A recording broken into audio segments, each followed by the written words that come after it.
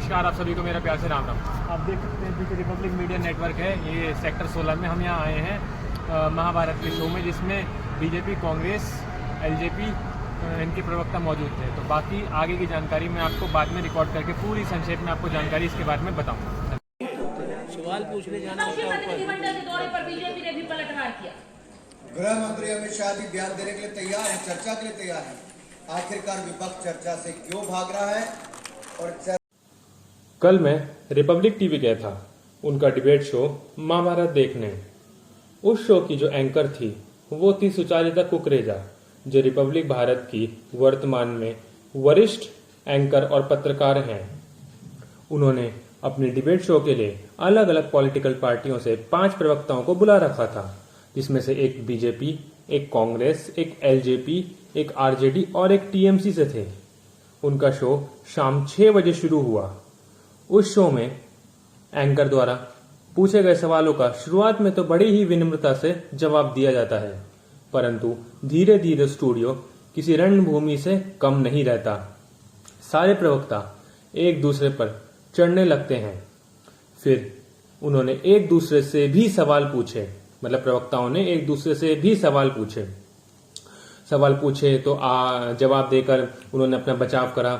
इसी बीच वहां बैठे कुछ लोगों को भी सवाल पूछने का मौका मिला।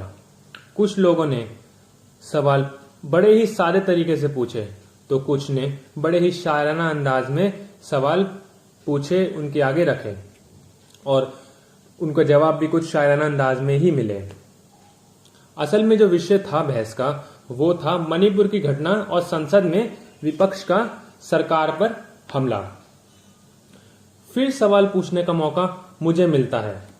मेरा नाम अमित कौशिक है। मेरा सवाल विपक्ष है कि लड़ सकती हूँ बोलने वाले लोग को सिर्फ बीजेपी शासित प्रदेशों में ही क्यों बीजेपी महिलाओं के खिलाफ अपराध दिखते हैं, क्यों उसके अलावा अपराध नहीं दिखते? ठीक है, 2 बड़े महत्वपूर्ण सवाल हैं। शहजाद जी वो कह रहे हैं इस व्यवस्था को बदलने के लिए ही आपको सत्ता में लाए थे, तो मेरे सवाल के साथ वहां कुछ और लोग भी सवाल पूछते हैं। कुछ सवाल महिलाओं के भी होते हैं जो पूछते पूछते जिनकी आवाज रुहासी सी हो जाती है, जिनकी आंख में आंसू आ जाते हैं, वो दुखी होती है, दुखी थी। और ये जो घटना हुई मणिपुर में, ये पूरे देश को इस घटना ने झकझोर दिया है। और मेरे हिसाब से किसी भी राजनीतिक दल को इस पर राजनीति नहीं करनी चाहिए, क्योंकि हम सब इस पर राजनीति करते हैं, लेकिन हम नहीं सोचते कि उन 2 महिलाओं पर जिन्हें निर्वस्त्र किया गया उन पर क्या बीत रही है। हम नहीं सोचते जिन लोगों के घर उजड़ गए 2.5 महीने से, जिनका मणिपुर जल रहा है, जिनका घर जल रहा है, जिनका प्रदेश जल रहा है, उन पर क्या बीत रही है। मैं ये बिल्कुल मानता हूं कि राज्य सरकार और केंद्र सरकार अपनी पूरी कोशिश कर रही है, अपना 100% कहीं ना कहीं अपने हिसाब से दे रही है, पर हमें ये भी मानना चाहिए कि मणिपुर सरकार कहीं ना कहीं लॉ एंड ऑर्डर को काबू करने में फेल रही है।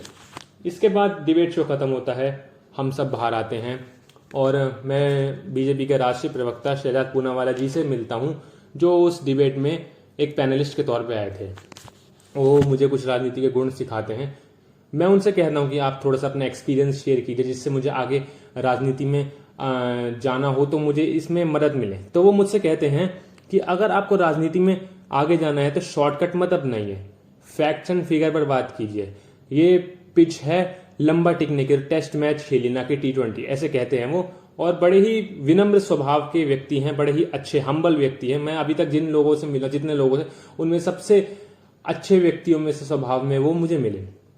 इस प्रकार उन्होंने मुझे अपना बेशकीमती समय दिया, मैं उनका धन्यवाद करना चाहूंगा। साथ ही उन्होंने मुझे बीजेपी हेडक्वार्टर भी आने का निमंत्रण दिया। उन्होंने कहा आप आइए और किसी दिन बैठते हैं, चाय पीते हैं। तो इसे सुनकर मैं बहुत खुश हुआ।